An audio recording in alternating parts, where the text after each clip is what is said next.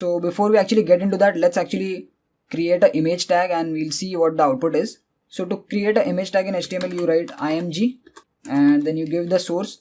So for that you have to use the tag src, and in the double quotes you have to give the location of the image. We'll come to that in a minute. Close the image tag and you can go to your folder wherever your default.html document is. So this is our default.html, and you can see I have two images. One is the logo of Telesco Learnings, one is the logo of Simple Snippets. So right now what I'm going to do is I'm just going to write simple snippets.png. So immediately you can see in the output I'm getting an image, but it is too large, so let's add a width. So I'm going to say width equals to 300. So this is 300 pixels, and now the image is pretty much fitting into our web browser. You can see it over here. So what I did is I just gave simple snippets.png, which is the name of the image file. It is a PNG file. If you hover on it, you can see PNG file and its size, and the name is simple_snippets. Okay, so if it would have been in some other folder, let's say if you have one more folder over here, and I'd say imgs, and let me just put it inside this. Immediately you can see the output is gone because now that image is moved inside the images. So to reference that, you have to say images and slash, and there you go, again you get the output.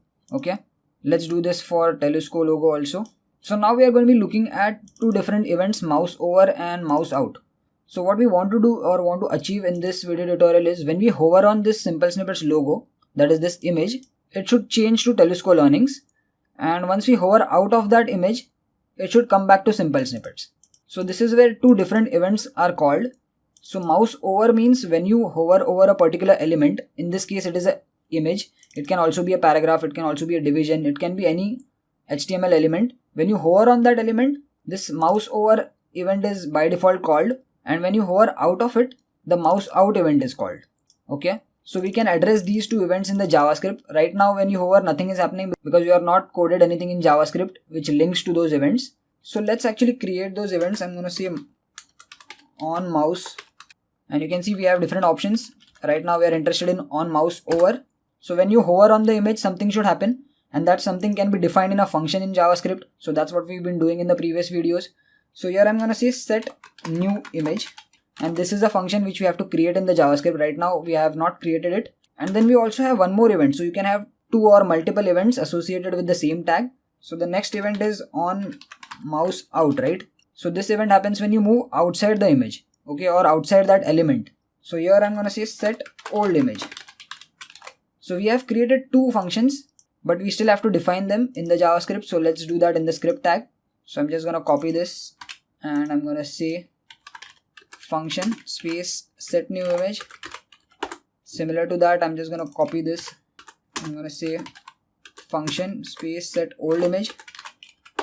And now we have to do something inside this. So first let's check if these events are getting called or not. So inside the set new image, I'm just going to say alert, and let's see when you hover on the image, do we get the alert box. So there you go, you can see as soon as we hover, we get the alert box. So which means that our on mouse over event is happening perfectly fine, and it is calling this method set new image, which is why we are getting this alert box. Similarly, let's cut this and paste it over here.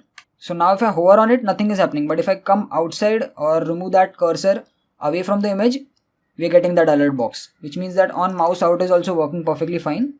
So now let's get ahead with the actual coding. What we want to do is we want to address this image tag. So we want to access this image tag in the JS. So we have to use the document.getElementById. So let's first give it an ID. I'm going to say ID equals to img1. In the set new image, I'm going to use document.getElementById. So that's how you access individual elements with unique IDs. Here the ID is img1. And what we want to do is once we get that element object, that is the image tag, in an object form in JavaScript, we have to access its src attribute. So this is that attribute, and here it is a property. So we have to change this, and we have to change it to what? Images slash Telesco Learnings, right? So I'm just going to copy this images slash simple snippets and change the name over here to Telesco. So Telesco is the file name of the second image. You can see over here Telesco, it is also a PNG. So this one line of code should be doing our job perfectly fine. Let's actually go ahead and test it out. I'm just gonna give a semicolon over here, and let's see if this works.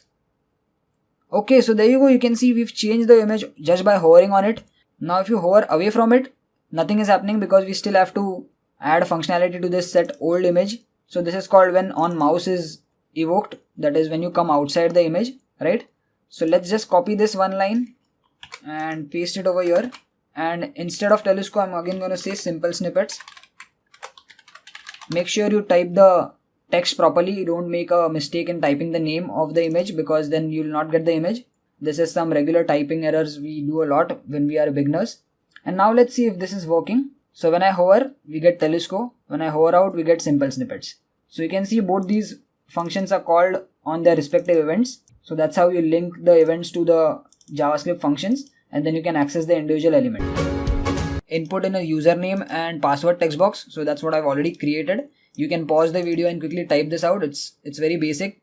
I just have added a form tag. I'll talk about it in a minute.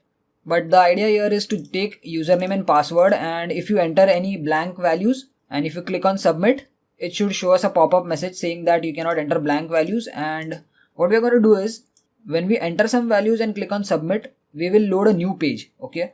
So in the coding, you can see I have created a message.html also. So this is that file.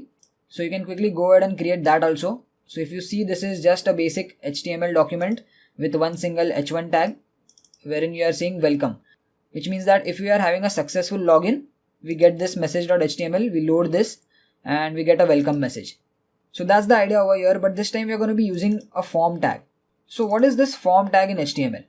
So whenever you want to submit some data to a server or to some other page for processing, you use the form tag. Okay. So this code will look exactly the same even if I just remove these form attributes, but then the button won't work. Okay. So you can see if I click on this, nothing is happening over here. Let me just undo this thing. And now if I just click on this, you can see that the page is refreshing, right? It's very fast. I don't think you can see it on video, but if you just observe over here, if I click on this, the page is refreshing. So this is because now we have a form tag, and if you don't have a form tag, if you click on the submit, it won't refresh. Another reason why it is refreshing or it is getting submitted is because this button is a type of submit. Okay, so this is not a regular button. If I say button, and now if I try to click on it, it will not get submitted. You can see the web page is not refreshing. But if I change this to submit, and now if I click on this, you can see that the web page is refreshing. So this is the specialty of using a form tag. Whenever you want to submit some user specific data to a web page or to some other page or to some other server, you use the form attribute. And this is more relevant and useful when you have a backend scripting language like PHP or ASP, wherein you take the data from the form and you post it onto another page or another code residing in the backend wherein the processing is done. But right now, since we do not have a server-side scripting, we are just going to be handling everything in JavaScript on the client side. So let's see how to go about this. Now I hope you have already typed in all the code. It's just two input types. We've given ID of uname, which is having a placeholder of username, and the input type is text. Similarly, we have another input type which is a password type. So anything you type over here is going to be in dots because it is a type of password. And here we have given ID of pass because we are going to be accessing these two input types in the JavaScript using the getElementById method, right? And lastly, we have the submit button with the type of submit because, as I mentioned, when you give the type submit, only then the form will be submitted. Okay, so let's first access these two input types in the JavaScript like what we've been doing so far using the getElementById method. Now, right now what I'm going to do is I'm going to create a function. I'm going to name it validate. Inside the function, I am going to say, I'm going to create a variable username and I'm going to say document.getElementById, and inside the ID I'm going to pass the uname. So this username is an object referencing this input HTML tag. Similarly, I'm going to create this for password also. I'm just going to change this to password and I'm going to pass the ID of pass over here. So now what we want to do is we want to check whether these values, that is the value inside these text boxes, are left blank or not, right? So we have to use simple if-else control statements. I'm going to say if username, that is this variable which is holding reference to this input text box. I'm going to say dot value because that's the value inside the text box. That's the property which references the value inside the text box. And I'm going to say if username dot value equal to double quotes, and inside I'm going to do nothing because I'm going to leave it blank. So we want to check if username dot value is equal to blank, or so this is a conditional operator because we want to check for two conditions, right? You cannot have blank username, you cannot have blank password. So either of the two, if left blank, we should show an error message. So that's why a or in between and not a and. I hope you're getting this. Then I'm going to say password.value equal to again blank. If either of the two are blank, we want an alert, and I'm going to say no blank allowed, no blank values allowed. Okay, and I'm going to say else do nothing. Okay, so else we are not interested in anything, because we then want to redirect this to the next page, and we still have to do some little bit of more coding, and it's still not done. We have just defined this function, we have still not called it. So where exactly to call this function? So what I can do is I can call this function on the button click, right? So I can say on click and I can say validate, right? So if I click on this right now, you can see no blank values allowed. But this is not something that we want. What we want is when you click on this button, we want a new page to be loaded if values are entered. So if I enter something, I will not get that alert message. But you can see if I click on it, we are still on this same page. We are not being redirected to message.html. So that functionality has to be added in the form attributes. Okay. So here we have an attribute named action, and inside this we have to redirect, or you have to give the name of the page where we want to transfer the control, and that is going to be message.html, right? So the action attribute of the form tag defines what action you want to perform when the form is submitted. Okay. So the action is that we have to go to message.html. So this is something related to HTML. I hope you have a little bit of idea about this. Now let's check if it's working. Right now I'm keeping it blank and I'm going to click on it. So we got the message no blank values allowed, but when I click OK, I'm being redirected to that message.html. So this is something that we don't want, right? If we are getting a no blank value allowed message, we don't want it to be redirected still. So still our functionality is not complete. So what exactly is happening over here is this function validate that we are calling is on this button click, but this is not the place to actually call it. So where exactly to call validate method? So again we have on submit event of the form tag. So this is where we actually have to call the validate method and not on the button click in this case.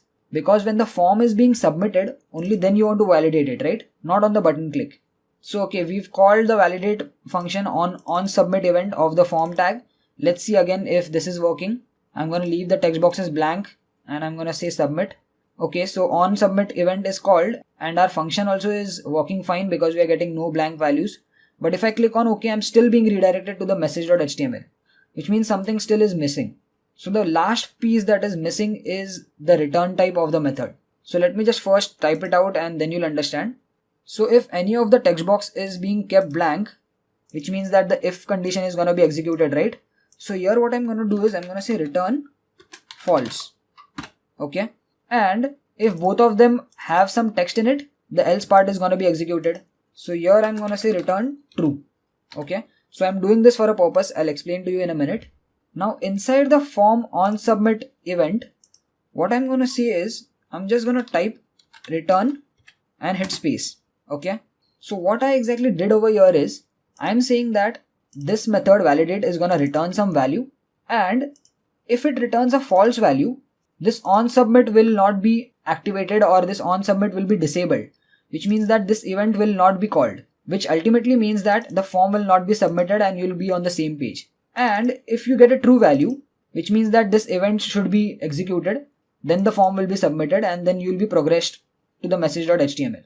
So that's why I'm returning false over here and returning true over here. So where your condition is satisfied, you can return true. Where your condition is not satisfied, that is the validation is not happening, there you can return false. So if this is not making sense, let's see how this works in the output.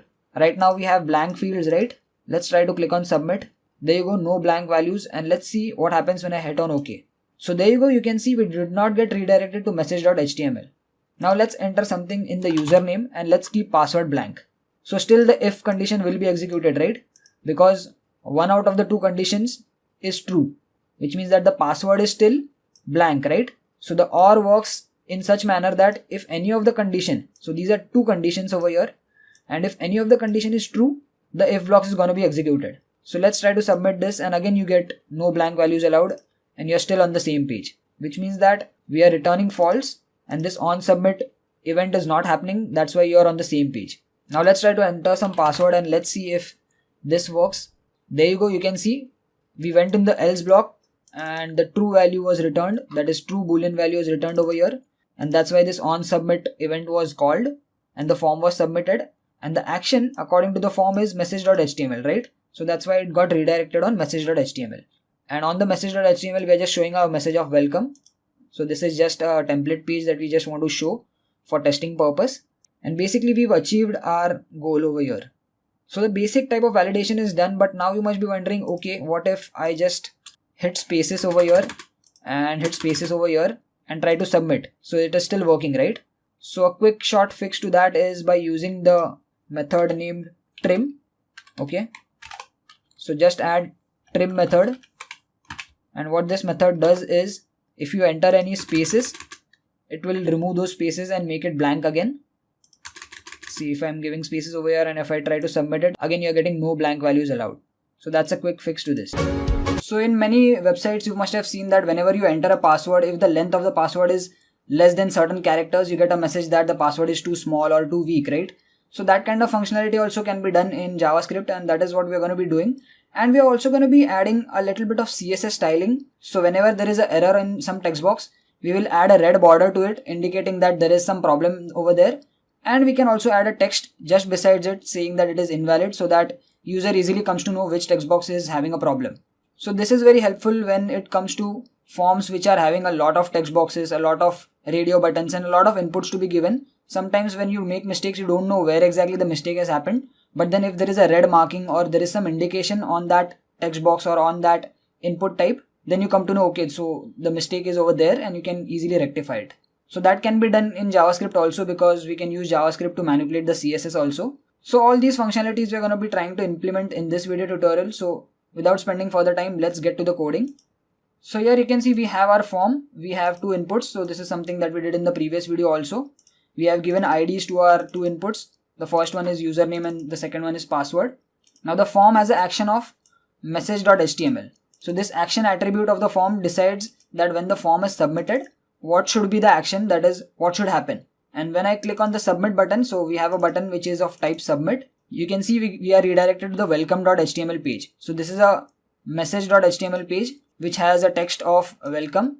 So if you see over here, this is that HTML and it is only having one h1 tag with welcome message. Okay, so coming back to our default.html, what we want is when you click on submit, you cannot have blank entries and the password should have a size of greater than 5. So you need more than 5 characters in the password, only then it is a valid password. So this is that functionality that we are going to be implementing today. So let's quickly start with the function validate. So this is that function validate which is being called on the form submit, and I hope you guys know why we are calling this validate function in the on submit of form. So this on submit event is called when the form is submitted, and instead of the button on click event, we have to always call validate on this on submit, because it has a extra feature wherein you can disable this event using a return value. Okay, so if the return value is a false boolean value, then the form cannot be submitted, and if it is true, only then it will be submitted and only then we will be redirected to message.html. So this is something that we've again discussed in the previous video. So let's start off with the coding. Creating var uname is equal to document dot get element by id and passing the username. So this is how we reference HTML elements, using the id, and then doing the same for password, passing the id of this HTML element. So now first thing we need to check is for blank values. So let's do that. I'm going to say if uname dot value equal to blank, alert blank username. Okay, let's first do the basic functionality and then we'll add that extra additional things of checking the length and adding the CSS styling also.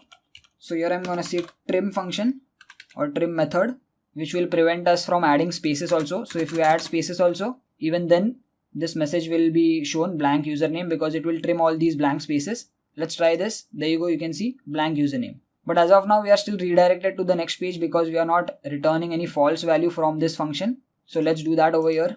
So the last line should be return false, so that we are not redirected to the next page. So if I hit spaces now, if I submit, we get blank user, but we are still on the same page. Okay, let's add an else if and let's do the password over here. So I'm just gonna copy this same condition. In the else if, I'm just gonna say password, and I'll tell you why I'm doing if and else if separately for username and password without the or clause, without using the logical or operator. Again, in this I'm gonna copy the same thing. I'm gonna say blank password, and lastly we have one more condition that we also have to check for the size, right? So I'm gonna say else if again. I'm gonna say password dot value dot trim dot length should be greater than 5, or if it is less than 5 or less than equal to 5, let's do it less than 5. In the alert box I'm gonna say password too short. Okay, so the reason why I did 3 different condition checkings is because we want to check for individual conditions over here. We can add all these conditions in one single if clause also using the or operator, but then we won't be able to find out which condition is becoming false and which one is true. Okay, so that's why we are checking for individual conditions, because we want to give individual messages, right? So you'll understand that in a minute. Let's try to first check if this is working. I'm gonna say 1 2. I'm gonna add a password, but it is gonna be less than 5 characters, so I'm gonna say 1 2 3 4. So now you can see that we have some text in username text box. So this if won't be executed because it is not blank. Even this else if won't be executed because even the password is not blank. But this condition is gonna be true because the length is less than 5, right? Length is 4 over here. So now we should actually be getting a custom message saying alert password too short. So let's see if this works.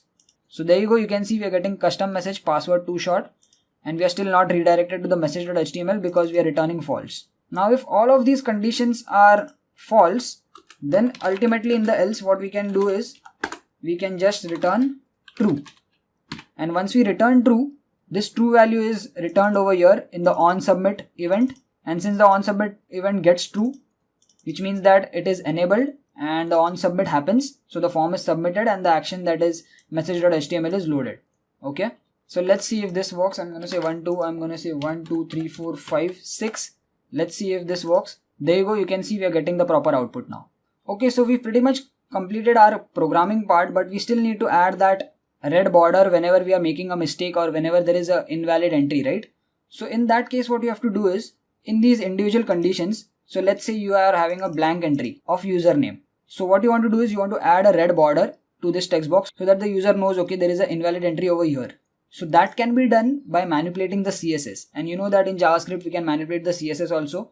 So what I can say is uname dot style dot border, and I can say border is equal to, and this is a CSS property, so this is how the syntax goes. I'm going to say border is going to be solid, it's going to be 3 pixel, and the color of the border is going to be red. So this is how the syntax is, and this is something that you have to do as it is, or you can give a hex value of a color over here. So now let's see, let's enter the password properly and let's try to submit this. So there you go, you're getting the message blank username, and let's see if we are getting the CSS around the text box. So there you go, you can see we are getting a red mark around the username. So now the user knows, okay, so this is something that we are doing a mistake over here. So even if the alert box didn't show up, even if you can comment the alert box, this red mark will be the indication for the user that he is making some mistake in this text box, right? So another way is you can add label also. So in the HTML code, what I can do is after this input, I can say label, I can give an ID to the label, I can say LBL user, and I can write in invalid. In the style, what I'm going to do is I'm going to say color red semicolon. If you want to add inline styles to HTML, you can use the style attribute, and then you can give individual CSS styling, and you can separate them by using a semicolon. So this is something related to CSS, and I'm going to say visibility hidden. So initially you can see the visibility is hidden for this label which says invalid. And now what I can do is if the username text box is left blank along with showing this red border around the text box, I can also say document dot get element by ID. I can access that label. The ID given to that label is LBL user, so just use it. I can say dot style dot visibility equal to, in double quotes we have to say visible.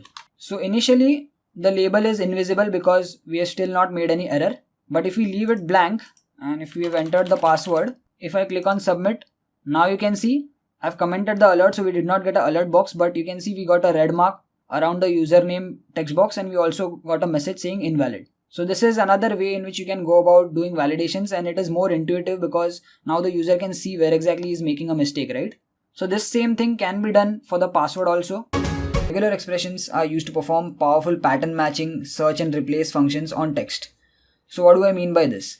So in real world scenarios, when you are performing some validations, that is, let's say you're having a big form and you want certain text to be in a particular pattern. Okay, let's say you're taking username, and for a particular company, the username starts from E00. Okay, so let's say the username is something like E00 and then the actual name. Okay, so let's say E00 Tanmay, and let's say software developer or something like that. You have unique identities, but let's say the standard of the company is to start with E00 or E01, depending upon if you're a manager or if you're a tester or a developer, and so on and so forth. So every company has their own conventions being followed, right? So this was just an example. In another example, let's say you're performing validations on email. So an email has few things which is very common, that is the @ sign. We have a dot, after which you have .com or .in or .net and so on and so forth. So that @ sign, some text before the @ sign and after the @ sign is compulsory, and then you also have that dot which is compulsory, right? So these are patterns which are compulsorily required, and this is where regular expressions come into picture. And by the way, regular expressions are pretty much available in almost all programming languages and they perform the same. So the expression definition is more or less the same in almost all the programming languages. And a quick disclaimer before we move ahead in this series, regular expressions is a lengthy topic. It's not conceptually complex, but there are different variations and different varieties of regular expressions that you can apply. So in fact, regular expressions can actually be a separate series on JavaScript, like having 10 to 15 videos separately. So of course, we're not gonna get into that depth, but once we brush off with the basics, I'm pretty sure you'll be able to experiment yourself and understand what regular expressions are and apply it yourself. Okay, so coming back to our today's video, as I mentioned, regular expressions are used to perform powerful pattern matching, search and replace functions, and to perform validations. Okay, so in this example, what we're going to do is we're going to be inputting a username, and as I mentioned, we're going to be checking for some pattern. So let's say the pattern is E00 and then whatever the number is. If we have E00, only then it is going to be a valid username, otherwise we're going to be throwing an error. So this is the functionality that we're going to do using regular expressions. So before we start off with the coding, I would want to show you an online website wherein you can check for the regular expressions. Okay, so this is that website which is known as regex101.com. I will drop the link in the video description if you can't see this. But then this is how the user interface looks like, and make sure you have selected JavaScript because we are working with JavaScript. So what this website does is you can check with the regular expression and you can type in the string, and then it will check whether the string is having that particular expression in it or not. So you can check for patterns. So this is where you put in the expression. So let's say our expression is E00, right? So we're looking for E00 in our text. So now let me type in my name. I'm saying Tanmay, and if you see no match found, and in the match information you are getting, your regular expression does not match the subject string. Okay. Also, by the way, make sure in this flags section you have nothing selected as of now. I will explain to you what these things are. Now let's go ahead and type in E00 dash. So as you can see, this is highlighted in blue, and there you go. You can see we have one match found, right? Let's say we have one more thing in the string E002, and this is Naveen. So right now it's not detecting, and that is because our flags are off. So if I select global, you can see both of them are detected now. So what is happening is in the entire string, we are looking for E00.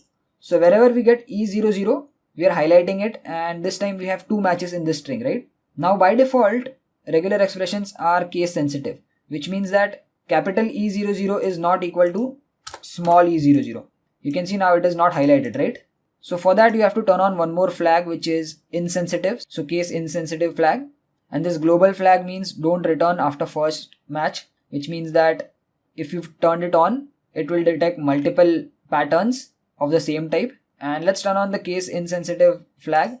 So now that the case insensitive flag is turned on, that is the I flag, even the small e is being identified as capital E, so now it is not looking at the case of the letters.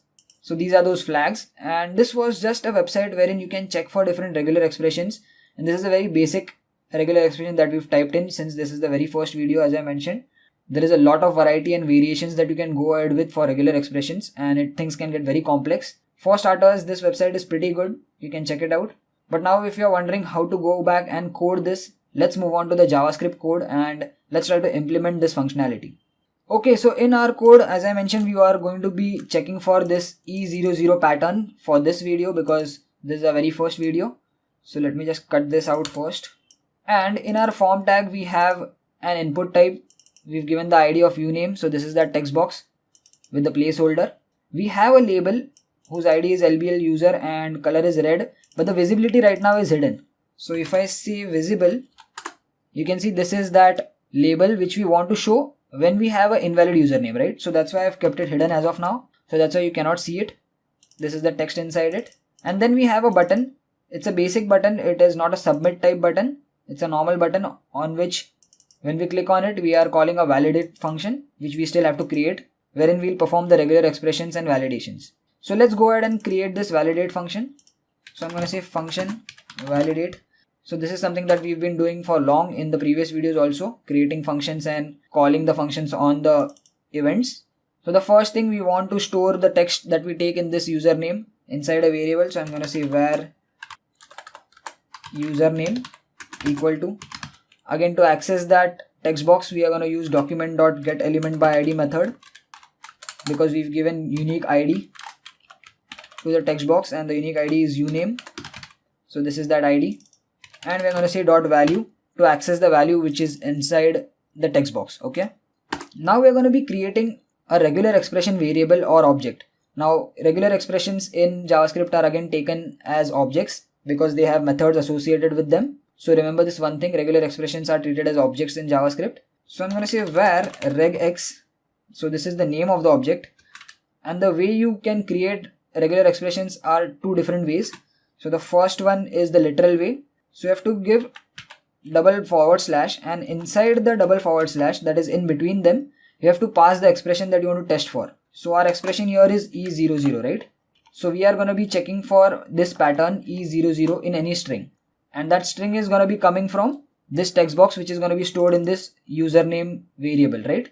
So now in order to check if the username variable holds this E00 string pattern, we have to use if-else control statements because we are going to be checking, and whenever you perform a checking or a conditional checking, you use if-else control statements, right? So I'm going to say if. Now as I mentioned, since regular expressions are treated as objects, this regex is an object which has some methods inbuilt. So we are going to be using the test method. So this is regex.test, and inside the test we are going to be passing this username variable which holds text which is coming from this text box. Okay. So what I'm going to say is, I'm going to say if regex.test username, and I'm going to keep it as it is. Now the reason why I'm going to keep it as it is and not equate to anything is because this test method returns a boolean value. So you can see when you hover on it, at the end you can see boolean, right? So what this test method is doing is, it will take this username, and this username is going to hold a string value. Let's say the username is ABCDEFG. Okay. Right now this is something like a random text that I've entered. So this string is going to be stored in this username variable. Now what this regex.test is going to do is, it's going to take this username and check inside this text, do we have this E00 pattern? So as of now you don't have it, right? So if we don't have this pattern, it is going to return false. If we have this pattern, it is going to return true. So let's say I enter E00-Tanmay. So in this case we have E00 over here. So this is where it is going to return true. And we know that whenever the condition is true in the if block, the if block will be executed. So here I can say alert valid username, and in the else block what I can do is, I can say alert invalid username. So I hope you are getting up until now what we are doing. If not, let's try to again rerun the entire thing and you'll get it very well. So right now what I'm going to do is, I'm just going to test it out. I'm going to say Tanmay, and let's try to submit this. So there you go, you can see invalid username is the output because in Tanmay we do not have a string which is something like E00. Okay, so we do not have this pattern. So we are looking for this pattern. Now let's say we type in E00 dash, and when we submit, you can see we are getting valid username. So this means that our pattern matching is working and our regular expressions are working perfectly fine. So one last thing that was remaining is we just want to make this label visible whenever there is an invalid username. So to do that, we just have to access that label using document.getElementById. Inside the ID, we pass in the ID of the label, which is LBL user, which you can see over here. We're going to be accessing the style. I'm going to say dot visibility and I'm going to say visible. So let's try to enter an invalid thing. Let's try to submit this. You get invalid username, and there you go. You can see now we have the text visible in the label, which is invalid username. Okay. Now talking about those global and case insensitive flags, right now we don't have anything over here in the regex object, and to do that you just pass in I over here, and now this is case insensitive. So if I mention E00 and E is in small case and I say E00-Tanmay, and if I submit, it is still gonna give valid username. But if I remove this I and now submit it again, E00-Tanmay, there you go, we are getting invalid username because we have removed that flag. Okay. And do note that the entire string or entire pattern E00 needs to be there in the output. So if I just erase 10 out, even this is invalid. Okay. So if I say E and single 0, again this is invalid. If I only say E, again this is invalid. So it means that these three things have to be present. And what we were doing is we were just checking if the entire string has E00. So no matter what the location is, even if this E00 is at the end, it is still a valid username because this string is being found in the entire string, right? So this is what we were checking for. So this is a very basic functionality of regular expressions, and regular expressions can do a lot more than this. We can check for a particular character at a particular location. We can check for a range of characters, and we can also check for different patterns. So let's try to improve or enhance this feature now. So before we start off, this is another way in which you can go ahead and create regular expressions. So in the previous video, we were doing this. So let me just comment it out. And this is another way in which you can create a regular expression object. This is basically in the object oriented way, wherein we use the new keyword. We say the regexp. So this is an inbuilt constructor which constructs the regular expression object. We pass the string that we want to check for, and then we can pass the flags. Okay. So the flags were case insensitive, global, multi-line, and so on and so forth. So we saw that on the website also. So we'll see that in a minute. So this part is actually optional. You can have it or you can omit it. But yeah, usually what happens is we don't use this object oriented way. We just use this simple way. And this is what we're going to be following as of now. So talking about character sets. So let's say your requirement for validation is a little complex. Okay. So you don't want to check for a string having E00. Now you want to have simple in your entire string. So as long as simple is not typed, so if I say SMP, so this is invalid. If I type simple, I get a pop-up valid username. Okay. So this is something that we are doing in the previous video also. But now let's say the first character of this entire string that we are checking for can be simple or some other character also. That is, S can be opted with some other character also. So in that case, you can give a character set, which means that this IMPLE has to be same, but this S can be changed to some other character or some other number or any other character that you want. So in that case, you can give a character set which is defined by square brackets. So in the square brackets, I can say it can be S, it can be D, or it can be P. Okay. So the first letter of this entire string can be S, D, or P, but it has to be followed by IMPLE. Okay. So if I say simple, it is a valid username. Now if I replace this S with D, it becomes dimple, and I'm just using it for example. There is no real meaning to this. If I click on this, again I'm getting valid username. And if I replace it with P, it becomes pimple. Again, this is just an example. And if I click on submit, again this is a valid username. But if I replace it with something else, let's do H, and it doesn't mean anything. This word doesn't have any meaning. But if I submit on this, you can see I'm getting invalid username. So you can see I just gave a range of options for the first character. So this is that character set which is defined in square brackets. Now let's say your character set is large. Okay, so you want to give a character set from A to X.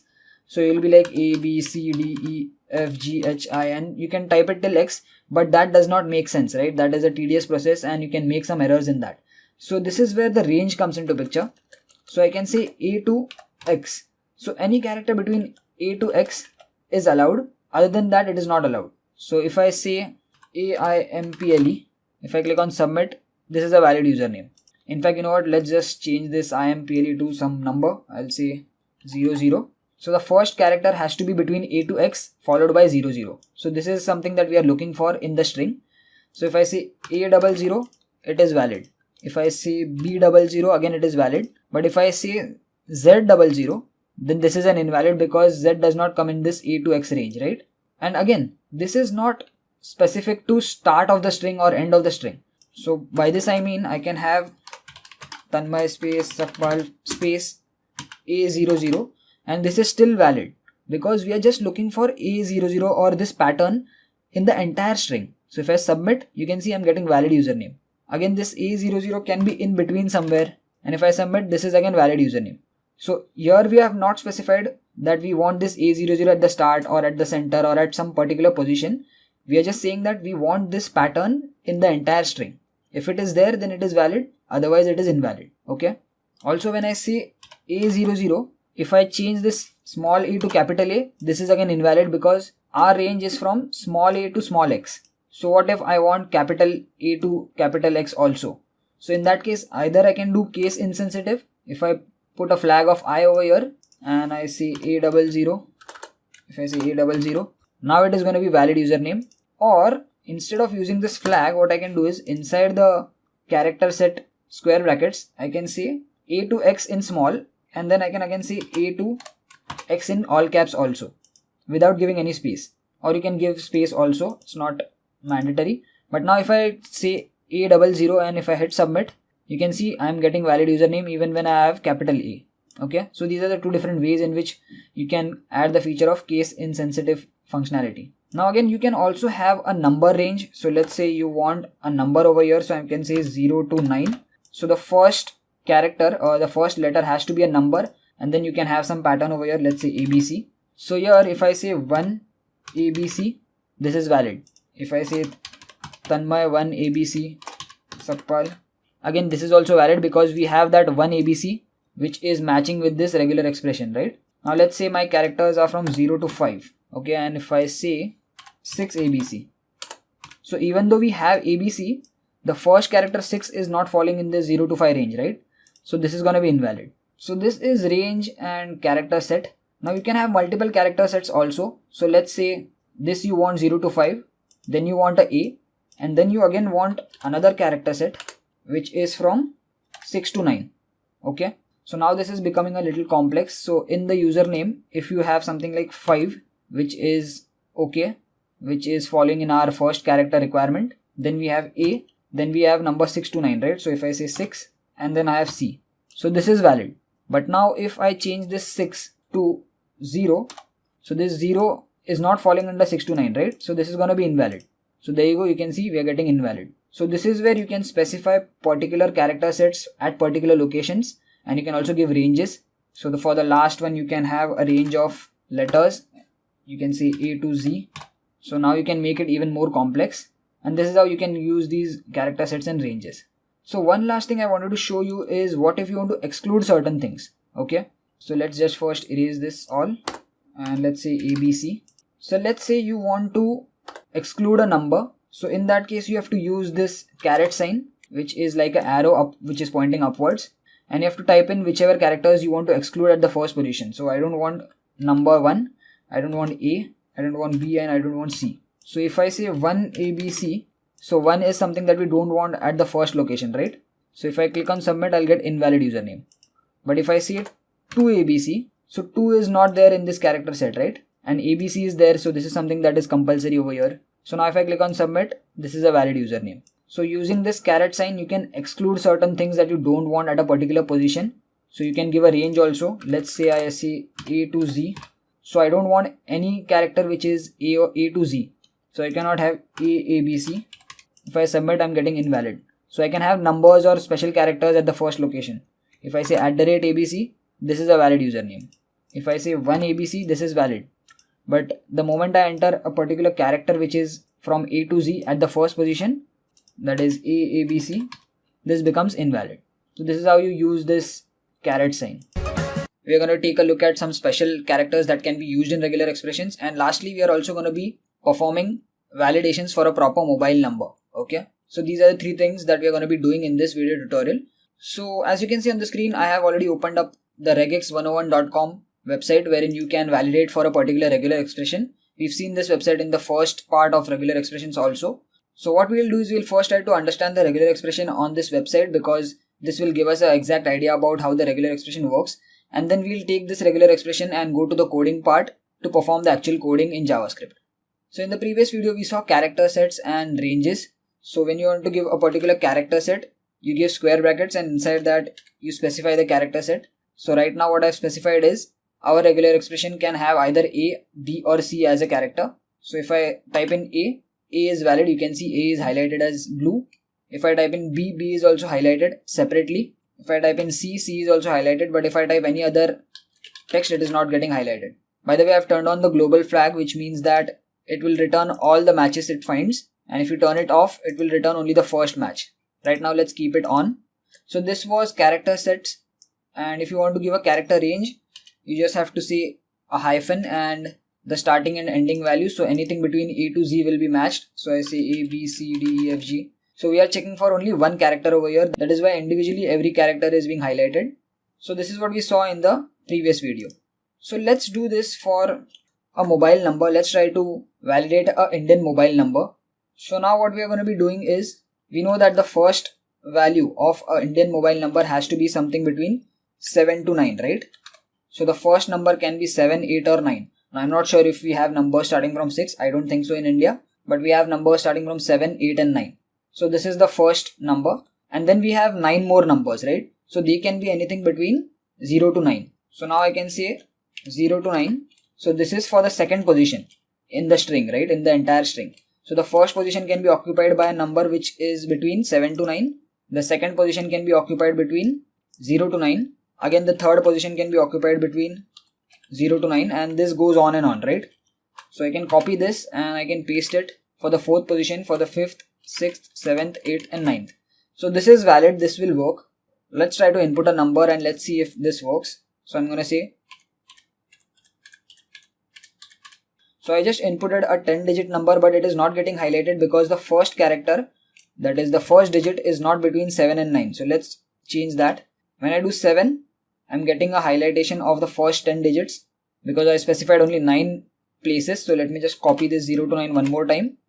And there you go, you can get the entire number. But this is still not a proper validation. So why is it not a proper validation? So if I type in anything over here also, it is still getting highlighted, right? So what we are looking for is a particular pattern in the entire string. This is not what we want. What we want is, we want a particular 10-digit number. So it has to be only 10 digits. So if you type anything after the 10 digits, it should be invalid. But right now, if you see, the highlightation is on, which means it is valid, right? So this is an issue which we will tackle in a minute. Let's see one more thing before that. So instead of typing the 0 to 9, 0 to 9, 0 to 9 n number of times, what I can do is, when there are certain repeating characters, I can just specify the number of times it is repeated in curly braces. So this 0 to 9 is repeated 9 times, right? So in this curly braces, I can say 9, which means that this 0 to 9 number has to be repeated 9 more times. So this is equivalent to writing this entire thing 0 to 9, 0 to 9, 9 different times. So instead of that, this is very easy, right? And this is also valid with characters. So if I say A to Z, even this will work, but now the string has to be 7 to 9 and then followed by some characters. Okay. So this is for repeating characters. You can use curly braces and the number of times you want it to be repeated. So this was one thing. Now I also wanted to talk about some special characters that can be used instead of numbers or words. So when you want to specify some digits, let's say you want to specify 0 to 9, right? So instead of writing 0 to 9 in this square brackets, what you can do is you can replace this 0 to 9 with a backward slash and D. So this is the same thing. So let me just go to the coding part and I'll tell you what it is. So there are many special characters, but right now we're just looking at 4 different ones. So backward slash D means match any digit which is equal to 0 to 9. So instead of writing 0 to 9 in square brackets for that range, if you just write in slash D, it means one and the same. Similarly, when you want to match any word character, that is A to Z in small caps, A to Z in large caps, that is capital caps, 0 to 9 and underscore, you can simply write /w. So coming to the website, instead of having something like A to Z, then A to Z, so this is valid, right? So instead of this, you can also write /w. Okay.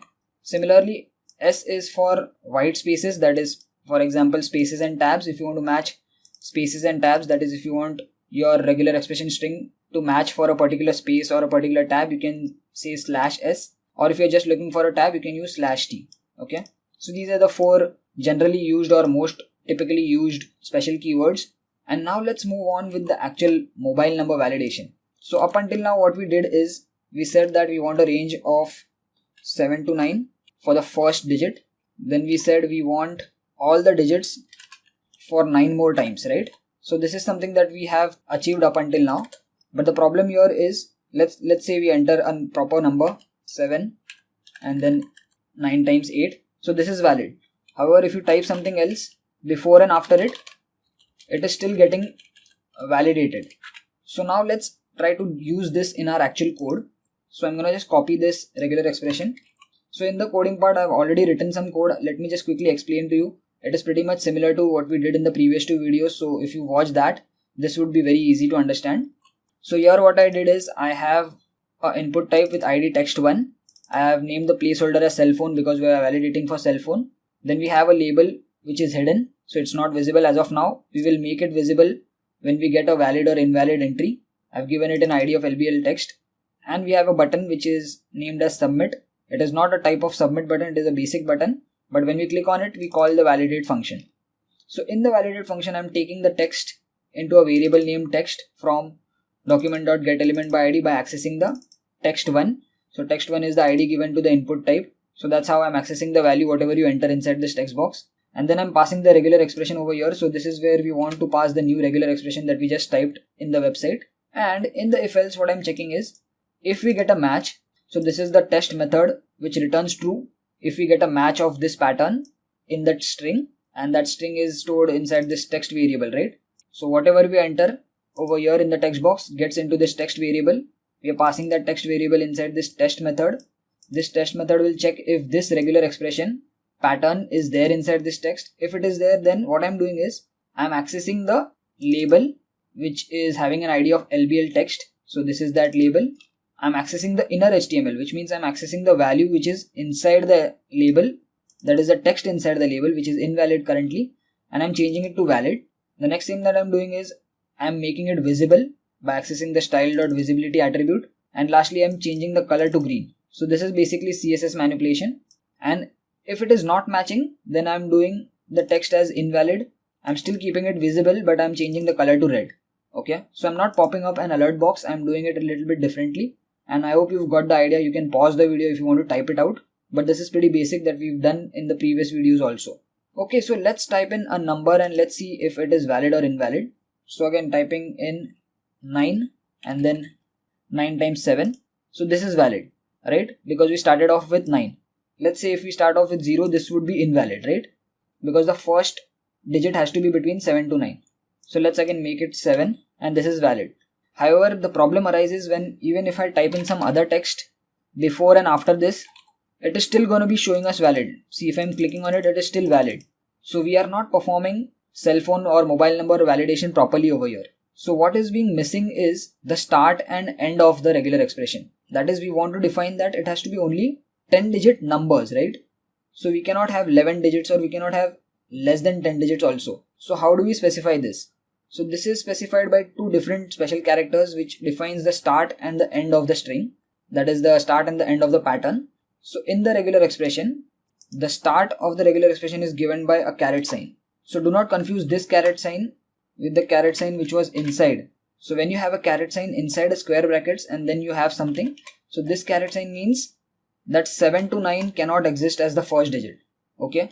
So when you have a caret sign inside a square bracket, whatever you type in inside the square bracket after the caret sign cannot be used as the first location or the location wherever you have specified that square brackets. Okay. So let me just show it to you. So when I have caret sign inside the square bracket and I have 7 to 9, and if I type in 7 and then 9 times 9, this will give me invalid because now I don't want 7 to 9 as the first digit. So this is basically negating that. Okay, so when you want to exclude something, you type in caret inside square brackets. If I remove this and if I try to again input the same number and submit, it will give me valid. So don't confuse this caret with the outside caret. So when you have an outside caret, it turns blue. So this basically points the first or the starting point of your regular expression. So now if I input the number again and submit it, I'm still getting valid. But if I have anything at the start, now it will give me invalid. Okay, so we have defined the starting point and it has to be starting with 7 to 9, right? But here the string is starting with SD, so that's why it is giving us invalid. So one part is done. But what about the end of the string? So if I type in something over here, it will still give me valid. So this is where another character comes in, and that is $. So this $, denotes the end of the string. Okay, so now if I enter this number again, and if I try to add some value at the end and at the start, it will give me invalid. If I remove this and if I still have something else at the end, it will still give me invalid. So only when I remove this FG extra and have 10 digits which are having this pattern, that is the first digit has to be between 7 to 9 and followed by digits 9 times, only then it is going to give me valid. So now we have properly done cell phone validation. So I hope you've understood what is this caret sign and dollar sign for. This caret sign denotes the start of the regular expression and this dollar sign basically denotes the end of the regular expression in simple words. And whatever we have inside has to be exactly in that pattern. So in this case what we have inside is the first digit has to be between 7 to 9 and then we are using this slash digit instead of this slash D. You can also have 0 to 9, right? So this is one and the same. That's what we discussed over here. And now if you enter anything which matches this pattern, we will get valid. Okay, so this was proper mobile number validation. Now this was specifically for Indian mobile numbers because it starts from 7 to 9. If you are from some other country, obviously your regular expression will be different. And one last thing that I would want you guys to try out is try out a regular expression wherein the first character has to be between 5 to 9. Okay, then the next 8 characters, so first character has to be between 5 to 9, next 8 characters have to be between A to Z, and last character has to be a 0. Okay, so as you can see on the screen on the browser, we have some output. So we have a text box, we have a button, and we are going to be inputting some email and we are going to be validating this.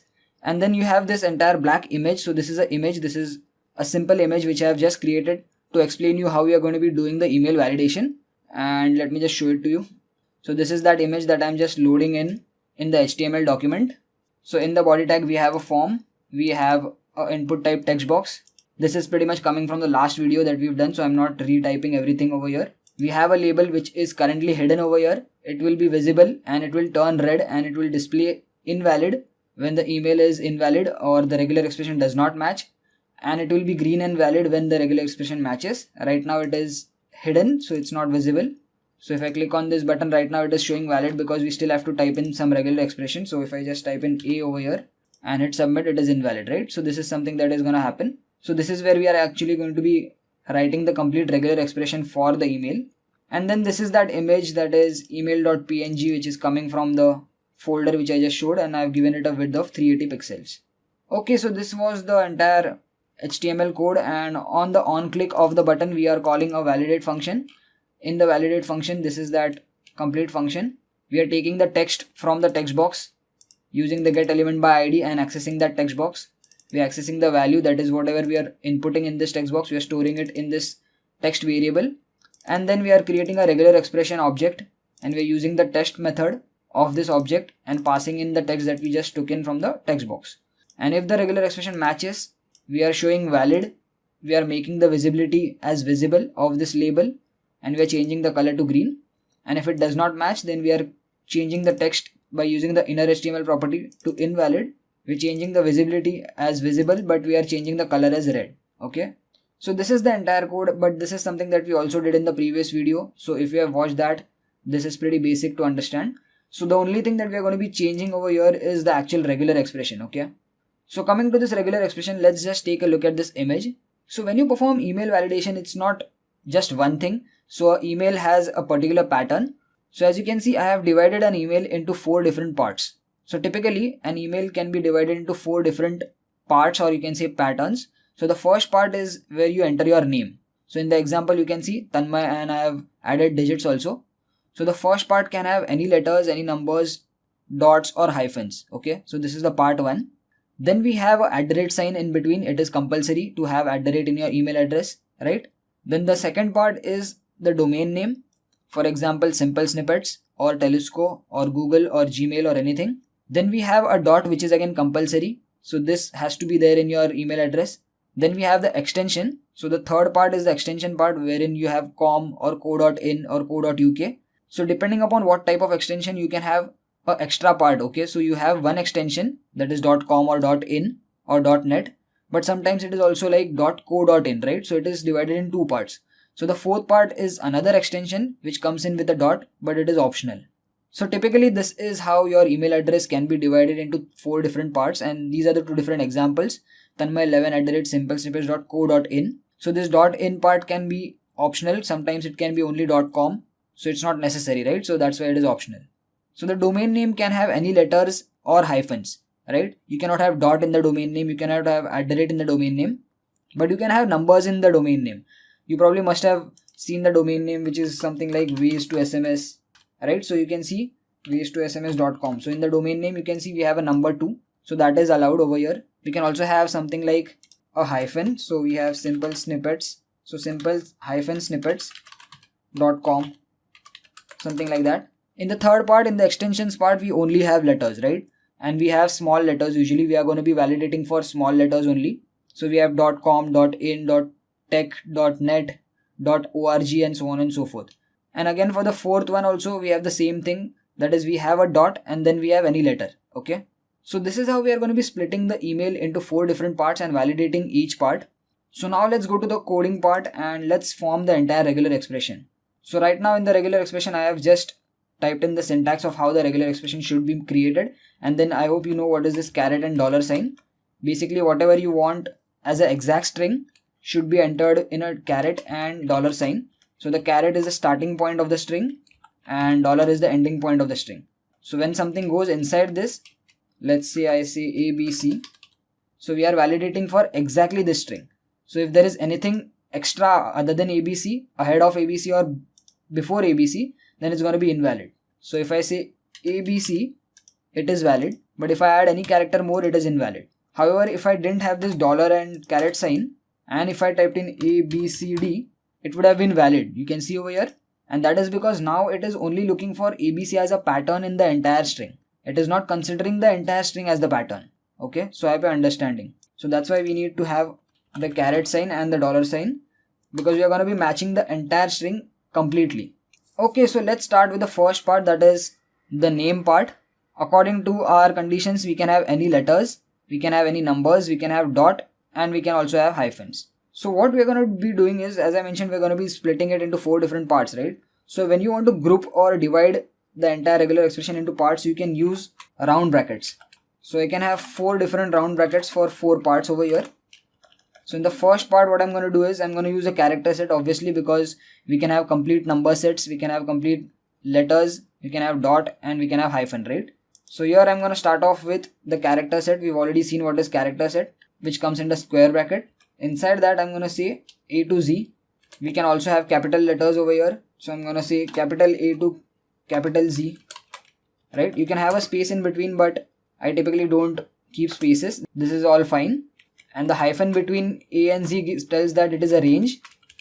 And then we can also have 0 to 9, right? So this is our first part. So this is our first part out of the 4 different parts of the email. So we are validating for the first part. Now apart from A to Z and 0 to 9, we can also have a dot or a hyphen. So again, this is something also that we have to mention inside the character set only. So when I say dot, if I type in dot directly, it will not be taken in as a proper validation, because when we use this just dot, it is actually treated as a special character which has a special meaning for validations. Let me just create another regex over here and I'll show you what this dot means. So the dot means a wildcard entry. Okay, so when I say A dot B, this means that I am looking for a string which starts from A, then the second character can be anything. So it can be AXB and it is going to be valid. It can be A1B, it is still going to be valid. It can be A @ B and it is still going to be valid.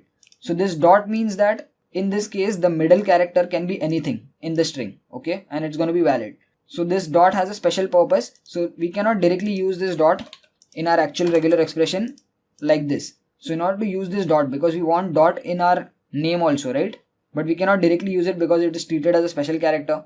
So to not treat it as a special character, we have to use a backward slash, okay. So till now in the character set we have A to Z in the small caps, we have A to Z in the large caps, then we have 0 to 9, and we defined a dot, and now lastly we just need a hyphen, so I'm just gonna give hyphen over here. So this is the entire character set for our first part. So let me just first cut out these brackets and let's see if this first part is validated. So I'm gonna say Tanmay over here and let's see if it is valid. Okay, so one thing I missed out over here is we need to tell how many characters are also gonna be there, right? Right now when I define the character set, I'm defining only the first position over here. So this is something that I forgot to mention. So if I type in any one single character, it is always going to be valid, but we have not yet given how many times this character should be repeated, right? So this is just the first position. Now technically this name, that is the first part, can be of any length, because come on guys, we have sometimes very huge names, we have some weird usernames also sometimes in the email. So what we can do is, instead of giving a fixed value, let's say I just want to give a fixed value of 20. So what if some guy's name is very large and it exceeds 20 characters, right? So in this case what I can do is I can actually give a hard-coded value. So I can say I want the string or the name to be 10 characters long, but then I only have to type in exactly 10 characters, otherwise it will be invalid. So I can also give a range over here, so I can say minimum 2 and maximum 10, and if it is in that range it will be valid. So you can see it is coming valid right now, but this is very hard-coded values, right? The username can exceed 10 characters sometimes if you have long names or if you have some weird usernames also, right? So instead of using this hard-coded numbers, another way to go about this is just add a plus, okay? So after you define the entire character set in the square brackets, if you add a plus ahead of it, it means that this character set pattern has to be applied to at least one or more than one characters in this entire string. So now it means I can have any length of characters which have this pattern as the first part, because it is in this round brackets. So this is the first part, right? And it is still going to be valid. So you can see if I add more things, it is still going to be valid. So this is our first part. I hope you got how we did the first part. We said we want a character set which has a range from A to Z small caps, A to Z large caps, 0 to 9. Then we used a dot, but we cannot directly use a dot, so we used slash and dot, and then we used a hyphen. But this was just for the first position, so we want a lot of characters, and that character string can vary dynamically. So we have different sized usernames for different cases. So that's why we used a plus sign, so that we can have dynamic number of characters as the first part. Okay, so now let's move on to the second part. So for the second part, I'm again opening and closing round brackets. But before that, we have a @ sign. So in between the first two parts, we have a @ sign. So I'm going to write @ over here. So now if I say ABC, it's going to be invalid. But if I say ABC @, it's going to be valid. So you can see the first two parts are done. That is your name and @. So now we have a domain. Now the domain can have any letters, it can have numbers, and or it can have hyphen. So it is pretty much similar to the first part, just that it cannot have a dot, right? Otherwise everything the first part has, second part also has, except the dot sign. So what I'm going to do is I'm just going to copy this entire character set and I'm going to paste it inside the second part, and I'm just going to remove the dot with the backslash. And again, domain name characters can be of any length. They're not very lengthy, but let's keep this dynamic. Let's keep this plus and not give it a fixed length or not give it a proper range. So let's test this again. So I'm going to say ABC @ simple. So basically what we did is we did the first your name, we did the @ sign, and then the domain name. So right now it is coming valid. So we have tested it properly. Then we have a dot in between. So before we start with the third part, that is the extension part. So this is for the extension part. We have a dot in between. So I'm going to write dot over here as it is. So now let's do the extension part. So in the extension part, we have only A to Z letters. So even more simpler character set. So I'm just going to copy this character set, paste it over here, and we are only going to have A to Z. But typically what happens is the extension is not having a large size. You know, we have .com, .in, .net, .tech, but it doesn't typically exceed more than 20 characters, right? So I'm going to give it a range of 2, 20, which means that these characters A to Z should be repeated or should have at least 2 characters minimum and 20 characters maximum. Okay, so let's test this out. ABC at the rate, let's say Telesco, then we have a dot which we have validated for, so I'm going to say dot, and then I'm going to say com. So there you go, we have basically done the first 3 parts properly. So if I have something like dot C, it is going to say invalid because we need at least 2 characters, right? So we can have dot co and it is going to be valid because sometimes we have dot co dot in, right? So that's why we need at least 2 characters. If we don't have this at the rate, it is going to be invalid. So everything is pretty much working fine as of now. So this regular expression is actually a proper email validation regular expression, except that extension part which is optional. So if you know that your regular expression will not have co.in or 2 dots or this extra extension part, and you're just looking for a single .com or .in or .net, then you can use this regular expression as it is. But since we have this extension part, let's do that also. So I'm going to add one more round brackets for the extension part. And again, the extension part is also going to have a dot and then it is going to have a character set. So again, square brackets, character set, and before the character set, so we have to come outside the square brackets, we have a dot over here, right? And again, this is also going to be not ranging more than 20 characters. So we have co.in, co.uk, co.us, so only 2 characters, right? So typically the extension is not very long. So let's do this from 2 to 10 only. Okay, so we've pretty much basically done the entire regular expression, and this is that last part, and I just made a little bit of changes. I gave the range from 2 to 8 because 2 to 20 doesn't seem to be necessary.